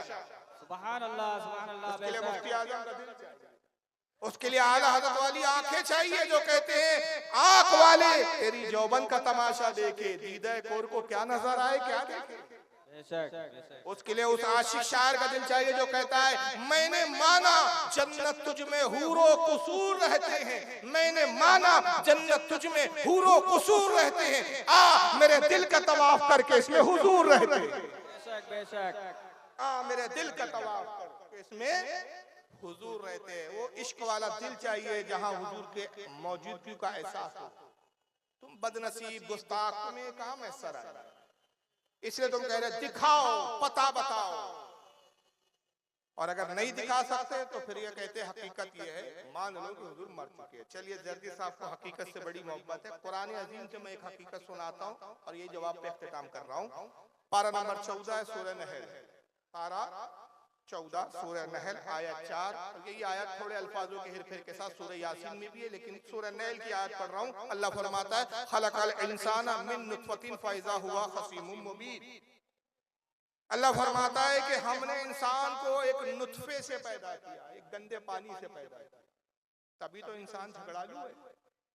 उसमें झगड़ालू होने की फितरत क्यों है? कि उसकी तखलीक गंदे पानी से हुई है। गंदा पानी जिसको नुत्फा कहा जाता है। नुत्फा क्या है? इतना नापाक, इतना गंदा जिसमें से खारिज हो जाए गुस्ल फर्ज हो जाए। कपड़ों पे नुत्फा लग जाए, कपड़े नापाक हो जाए, उस कपड़ों पे नमाज नहीं पढ़ सकते। जब तक गुस्ल ना करो नमाज पढ़ना भी जायज नहीं, कुरान को छूना भी जायज नहीं। इतना गंदा और नापाक। अल्लाह फरमाता है हर इंसान की तखलीक हमने उसी गंदे नुत्फे से की। तो मुझे बताइए जर्जिस की भी तखलीक हुई, जर्जिस भी जो पैदा हुआ गंदे नुत्फे से ही पैदा हुआ। अरे भाई हुआ कि नहीं हुआ? जी जी, मैं भी गंदे नुत्फे से हुआ, आप भी हुआ, सबके इंसान। अल्लाह ने कहा है, अल्लाह का कलाम तो झूठा नहीं है। और देखते हैं ना हम भाई, जब तक मर्द और औरत में वो मामला होता नहीं है, नुत्फे का इखराज नहीं होता, इंसान का वजूद नहीं होता। इससे कोई इनकार ही नहीं कर सकता। तो हर इंसान की हकीकत क्या है? गंदा नुत्फा ही है। उसकी हकीकत ये कि गंदे नुस्खे से उसकी तकलीफ हुई, तो जर्जिस की भी हुई। मगर क्या ऐसा होगा कि जर्जिस जलसे में आए और इसका नाजी में जलसा, निकाबत करने वाला निकाबत करते गए, हजरात रास्ता छोड़े, गंदा नुस्खा चला आ रहा है। ऐसा होता है कभी? और अगर कोई इतराज करेगा भाई इतने बड़े आलिम को ये क्या आप अंदाज है, कौन से अंदाज से मुखातिब कर रहे हो कि गंदा नुस्खा आ रहा है रास्ता दो, तो फिर वो आलम सर यूं कहे अरे भाई इनको अल्लामा कहो, मौलाना कहो, हजरत कहो, हुजूर कहो, किबला कहो, दामत बरकातुहुल आलिया कहो, हफजुल्लाह कहो, मददुल्लाह वाली कहो, कुछ भी कहो, है तो गंदा ही नुस्खा। हकीकत तो यही है कि है तो गंदा ही नुस्खा। नहीं, ये उसूल अपने मुल्लाओं के लिए नहीं तस्लीम करेगी। तो पता चला हर हकीकत का इजहार नहीं किया जाता। मुझे इस पर एक मसला याद आ रहा है, फतावे आलमगीरी में बाकायदा लिखा है कि खिंजीर, खिंजीर किसको बोलते? सुअर को। सुअर को किसने पैदा किया? बोलिए। अल्लाह नहीं कहना, हकीकत है ना, ये हकीकत है ना, इनकार है। मगर फतावे आलमगीरी में हमारे उलमा ने फतवा लिखा कि अगर किसी ने अल्लाह ताला के लिए ये कहा खाली के खिंजीर, वो काफिर हो गया। आप कहेंगे भाई सच्चाई पे काफिर हो गया, तो जवाब ये है उसका, उलमा फरमाते हैं कि अल्लाह की जब भी खल्क की तखलीक की सिफत का इज़हार किया जाएगा, उसके खालिक होने का इज़हार किया जाएगा, तो अच्छी मखलूक की तरफ इजाफत करके उसका इज़हार होगा। और अगर ऐसी जलील और नीच अगर मखलूक की तरफ इज़हार करके कहा तो गोया उसने रब की तौहीन की। उसने गोया रब की तखलीक पर एतराज किया। तो हकीकत तो यही है कि अल्लाह भी उस पैदा करने वाला खिंजीर और सूअर का अल्लाह ही है, मगर उलमा ने कहा हर हकीकत बयान नहीं की जा सकती।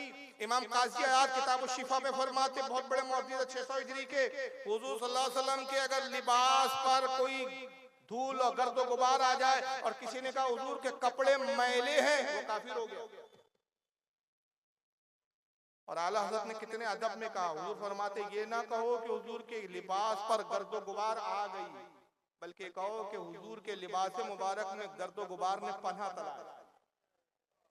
ये अदब खुश नसीबों को नसीब होता है, बदनसीबों को कहाँ होगा।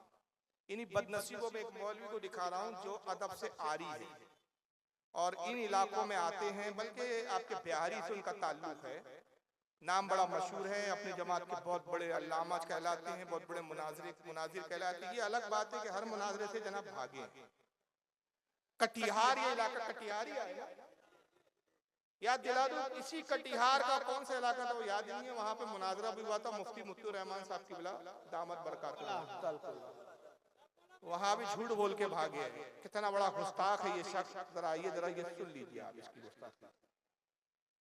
इसका ये ऑडियो है, इन्हीं के चैनल पे डाला हुआ, जरा सुनिए। शक्ल से पहचान गए? जी जी।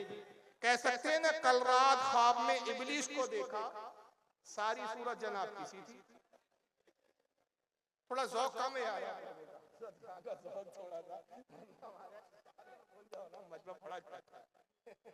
चलिए बहरहाल सुन रहे आप, इंशाअल्लाह सलामत रखे आपके ज़ौक़ समात को और आपको समझने और सुनने की जो है कुव्वत और सलाहियत अता फरमाए। ताहिर गियाबी साहब की बकवास सुनिए। मस्जिदों का हाल यही हो रहा है, अब बच्चे ही नहीं बड़े बूढ़े जवान भी वहां शोर करते, और शोर भी अजीब टाइप का शोर होता है।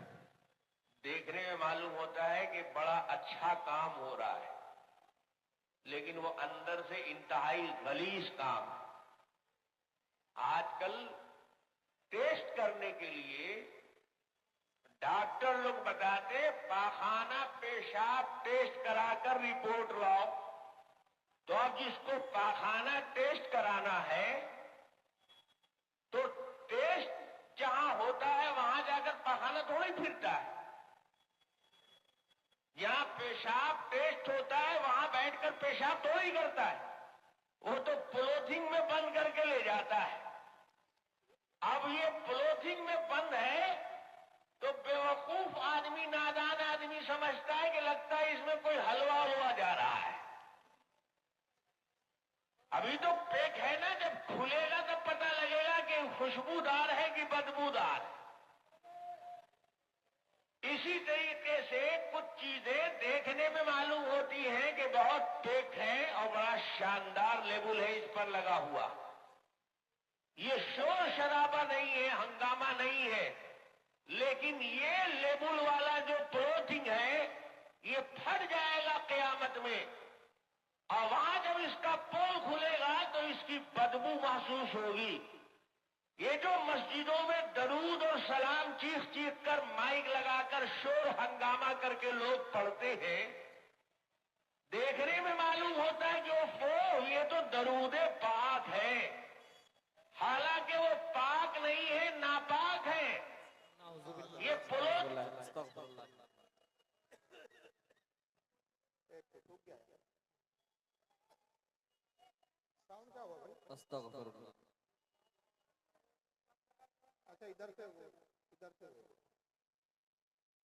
ये पॉलीथिन जब फटेगा कयामत में तब सब दरूद और सलाम चीख चीख कर माइक लगाकर शोर हंगामा करके लोग पढ़ते हैं, देखने में मालूम होता है कि वो ये तो दरूदे पाक है, हालांकि वो पाक नहीं है, नापाक है। ये पॉलीथिन जब फटेगा कयामत में तब समझ में आएगा वो हलवा नहीं है, वो गिलाजत है, नापाकी है। किसको गंदगी कह रहे हैं जनाब? ये जुमे में पढ़ते हैं आप लोग मस्जिद में, माइक लगा के पढ़ते हैं, इनके नजदीक दुरूद और सलाम नापाक है वो पढ़ना। जलसा खत्म होगा भी आप सलाम पढ़ेंगे, माइक पे पढ़ेंगे, इन जाहिल जमाना के नजदीक ये नापाक है। और मिसाल कितनी गंदी दी इस शख्स ने। कहता है कि जब एक आदमी बीमार हो जाता है तो डॉक्टर कहता है पाखाना पेशाब टेस्ट कराने के लिए ले आओ।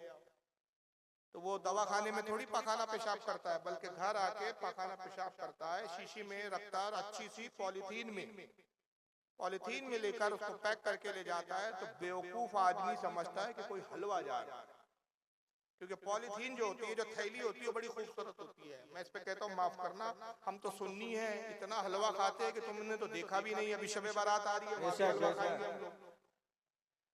11वीं आती है उसमें हलवा खाते हैं हम, 12वीं आती है उसमें हलवा खाते हैं हम, शबे बारात आती है, रजब आते हैं उसमें हलवा खाते हैं हम, रमजान में हलवा खाते हैं हम। तो साल भर हलवा खाते हैं। हलवा देखा है तुम लोगों ने? नहीं, तुम नादीदा लोग। अब सुन्नी ले जा रहा पॉलीथीन में गू और पखाना, वाबड़ों ने देखा नहीं तो कहते हलवा तो नहीं जा रहा।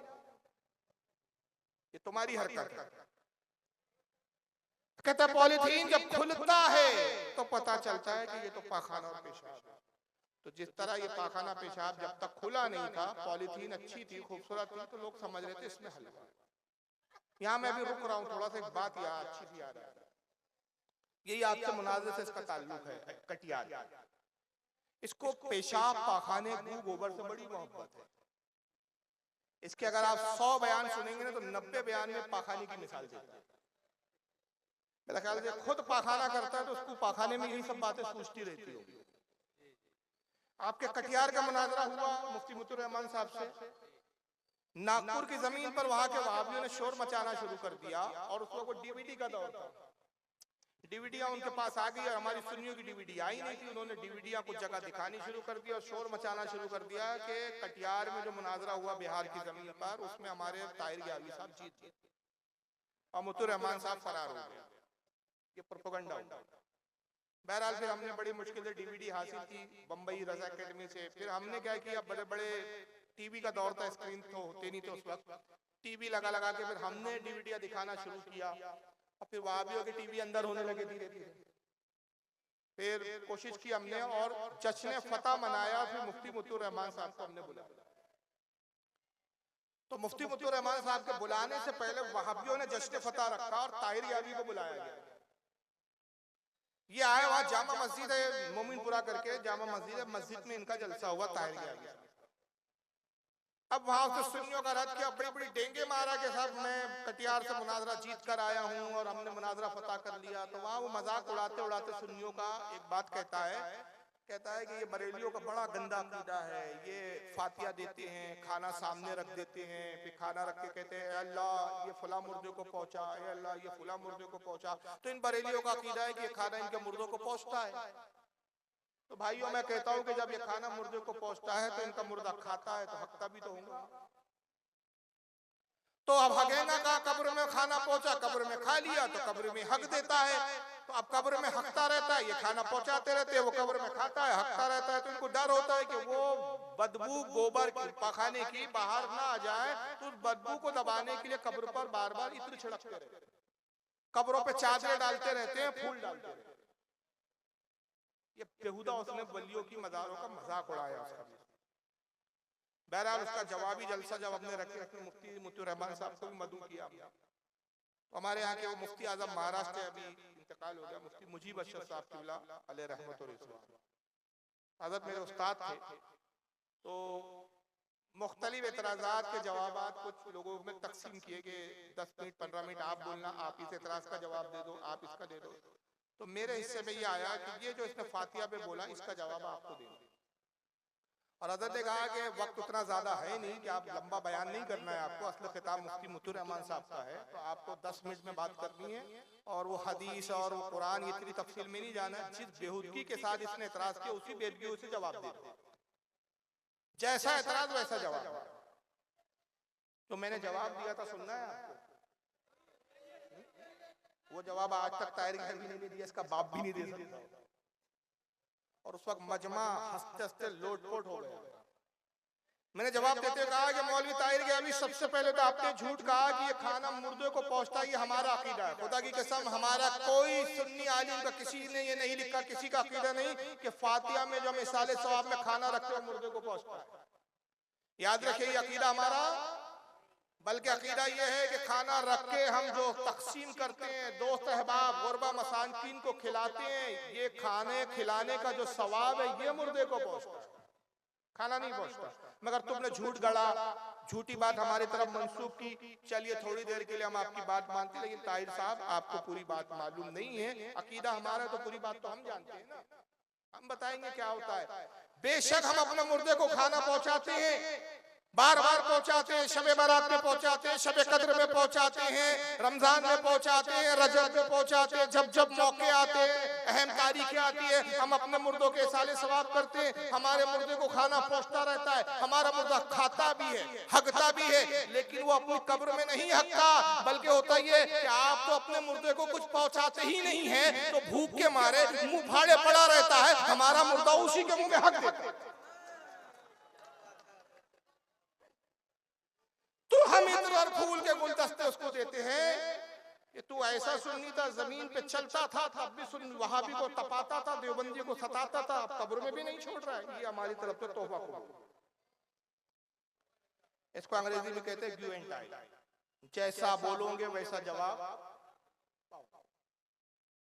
मगर बहरहाल ये एक तफरीहन बात थी, लेकिन मैं एक बात ये कहना चाहता हूं कि जो शख्स हमारे नबी पर दुरूद और सलाम पढ़ने को नापाकी कहे, गू से पाखाने से उसकी तशबीह और मिसाल दे, ये जमात और ऐसे मौलवी क्या हक पर हो सकते हैं? जबकि दुरूद और सलाम की फजीलत क्या है, मैं सिर्फ एक हदीस सुना रहा हूँ आपको, एक हदीस बड़ी प्यारी हदीस है। इसको आला हज़रत ने अपने एक रिसाले में लिखा, जिसका उर्दू तर्जुमा, उर्दू में उसका नाम है फरिश्तों की पैदाइश, फरिश्ते पैदा कैसे होते हैं। उसमें हदीस गालिबन तबरानी के हवाले से लिखा कि अल्लाह के नबी फरमाते हैं कि अल्लाह का एक फरिश्ता है जिसके 70,000 पर है, 70,000 मुंह हैं, हर मुंह में 70,000 ज़बानें हैं, हर जबान से अलग अलग जबानों में अल्लाह की तारीफ और तौसीफ बयान करता है। हुजूर फरमाते जब मेरा कोई एक उम्मती मुझ पर एक मर्तबा दुरूद पढ़ता है, अल्लाह उस फरिश्ते को हुक्म देता है कि नूर के दरिया में होता लगा, डुबकी लगा। वो नूर के दरिया में डुबकी लगाता है, फिर बाहर आता है और अपने 70,000 परों को झटकता है। उन परों से पानी के कतरात टपकते हैं, हर कतरे से अल्लाह एक फरिश्ते को पैदा करता है, और जितने फरिश्ते उन कतरात से पैदा होते हैं वो अल्लाह की तारीफ और तौसीफ, तस्बीह और तहलील में मशगूल हो जाते, अल्लाह की इबादत में मशगूल हो जाते। क़यामत तक वो तमाम फरिश्ते जितनी इबादत करते रहेंगे, आका फरमाते उन तमाम इबादत का सवाब मेरे उस उम्मती के नाम आमल में लिखा जाता है जिसने मुझ पर एक मर्तबा दुरूद पढ़ा। एक बार दुरूद और सलाम की अज़मत है। और वक्त के बहुत बड़े मुहद्दिस गुजरे हैं, शाह अब्दुल हक मुहद्दिस देहलवी रहमतुल्लाह ताला अलैह। आइए उनकी किताब मैं स्क्रीन पे आपको दिखा देता हूँ। ये अखबारुल अखयार, और इस वक्त ओरिजिनल मेरे पास मौजूद है।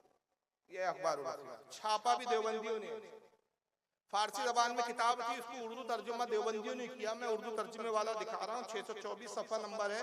शाह अब्दुल हक मुहद्दिस देहलवी बहुत बड़े मुहद्दिस है, जिनको देवबंदी भी मानते हैं, हम सुन्नी भी मानते हैं, इनको गैर मुक़ल्लिद नाम नहाद अहले हदीस भी मानते हैं, इसलिए कि सिलसिला हदीस सबका इन्हीं पे जाके खत्म हो जाता है। हिंदुस्तान में सबसे पहले इल्म हदीस को राइज करने वाले, बाज़ाब्ता इल्म हदीस के फन को हिंदुस्तान में आम करने वाले शाह अब्दुल हक मुहद्दिस देहलवी 550 साल पहले के बुजुर्ग हैं, आज के नहीं है। कब के हैं? 550 साल पहले के। दिल्ली में इनका मज़ार है। अखबारुल अखयार इन्होंने किताब लिखी जिसमें बुजुर्गान दीन के हालात लिखे। किताब जब खत्म की तो अल्लाह की बारगाह में यूं दुआ करते हैं, उनकी दुआ के अल्फाज सुनिए उर्दू में।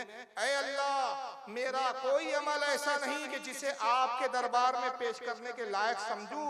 मेरे तमाम आमाल में फसाद नीयत मौजूद रहती है। अलबत्ता मुझ हकीर फकीर का एक अमल सिर्फ तेरी ज़ात पाक की इनायत की वजह से बहुत शानदार है, और वो ये है कि मजलिस मिलाद के मौके पर मैं खड़े होकर सलाम पढ़ता हूँ।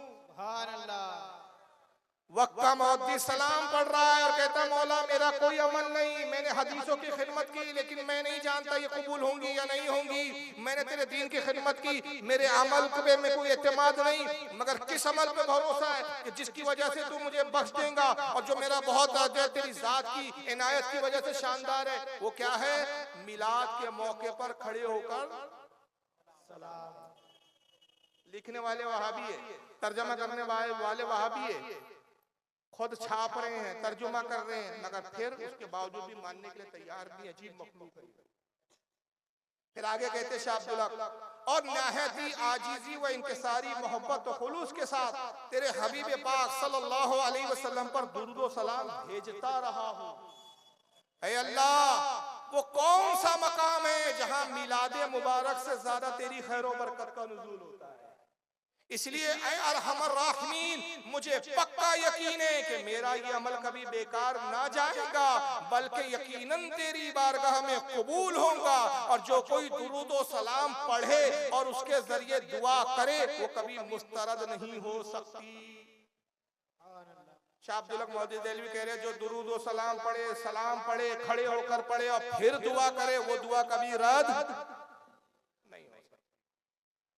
मगर ये पाखानों से मोहब्बत करने वाली कौम को पाखानों से तो मोहब्बत है, दुरूद व सलाम से मोहब्बत नहीं। उसका नतीजा क्या होता है जरा देख लीजिए। क्योंकि दुरूद व सलाम को इन्होंने नापाक और नाजायज कहा। खुद इनके घर के हालात क्या है, मैं आपको किताब आपके सामने दिखा देता हूँ। और ये किताब हर तबलीगी जमात वाले के घर में आसानी से मिल जाएगी। दिख रही है, क्या नाम है किताब का? पढ़ सकता है कोई? बेस्ट। लिखने वाले मौलवी अशरफ अली थानवी की हकीमुल उम्मा। सफा नंबर इसका हिस्सा नंबर 2 है, सफा नंबर 70 है, मसला नंबर इसका 26 है। पाकी और नापाकी का बयान। थानवी साहब कहते हैं हाथ में कोई नजस चीज लगी थी, नापाक चीज। अब नजिस चीज में क्या क्या आ गई? गू, गोबर, पेशाब, पाखाना, पीप, खून, ये सब नजस आ गया। हाथ में कोई नजस चीज लगी थी, उसको किसी ने जबान से 3 दफा चाट लिया तो भी पाक हो जाएगा, मगर चाटना मना। हाथ में पाखाना लग गया, गू लग गया, गोबर लग गया, पेशाब लग गया हाथ में, और जबान से कितनी बार चाटा? हाथ पाक हो जाएगा, मना है, नाजायज नहीं है। और आला हज़रत से यही सवाल हुआ, अहकाम शरीयत में तालब फरमाते हाथ में नजासत लगे चाट कर पाक करना किसी नापाक रूह का ही काम हो सकता है, किसी पाक रूह का काम नहीं हो सकता।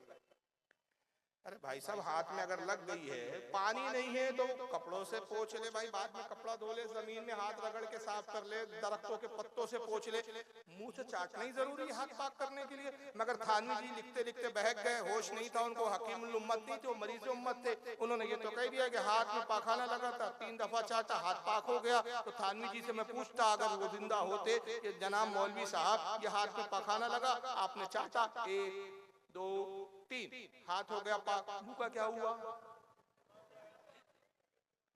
अब उसे कैसे पाक करेंगे? क्या पेशाब से कुल्ले करेंगे? जी चलिए, अब हजरत बोल रहे हैं तो मैं दिखा देता हूं। ये पेशाब से पाक नहीं करेंगे, ये तो पेशाब से वुजू करते हैं भाई लोग।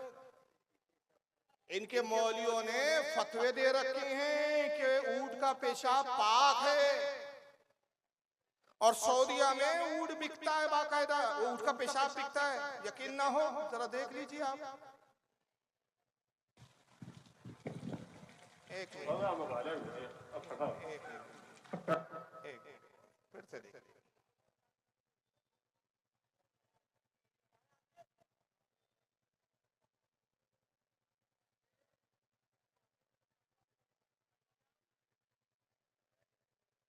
देख देख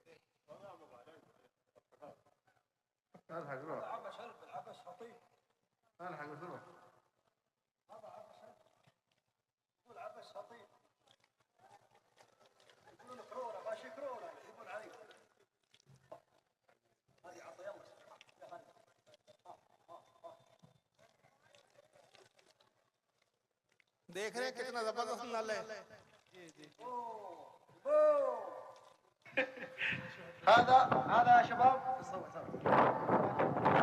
ये ऊंट का पेशाब उसने प्याले में जमा किया और कहता है हादा शबाब, बिल्कुल ताजा है, गरम गरम, और उसको पिएंगे खबीज।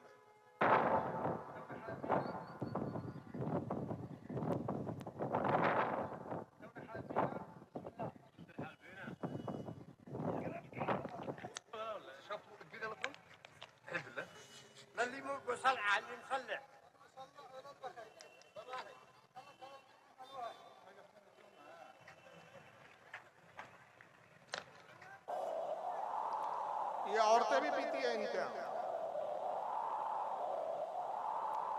Yeah, this is fresh camel urine. كم تبيعونه باللتر أو بالقارورة?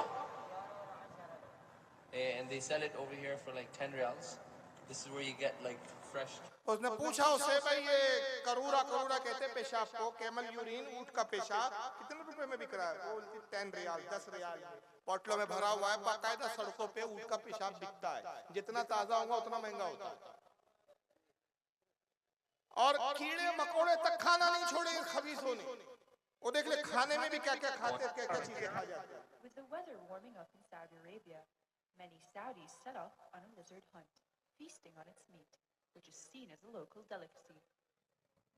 Lizard hunting season in Saudi Arabia starts with a bang, as young men in Buraida head to the desert to seek out the reptiles. The dry and arid land here is the ये ideal खाते हैं भाई ये habitat लोग, for ये देख ले lizards, क्या चीजें हैं। also known as spiny-tailed lizards. The ये reptiles रेगिस्तान में are मिलता है, रेतों में छुपा होता है, ये खा जाते हैं। सब खा जाते हैं कीड़े मकोड़े, कुछ भी अजीब कौम But है। despite their subterranean lifestyle, the hunters have found ways to capture them. Saudi lizard hunter Majid al-Mutridi explains the different techniques. After a successful day's hunt, the men sit down to prepare their feast, cooking the meat and serving it with rice. और लगे हाथ, अभी इनको देख लिया आपने, इनको भी देख लो।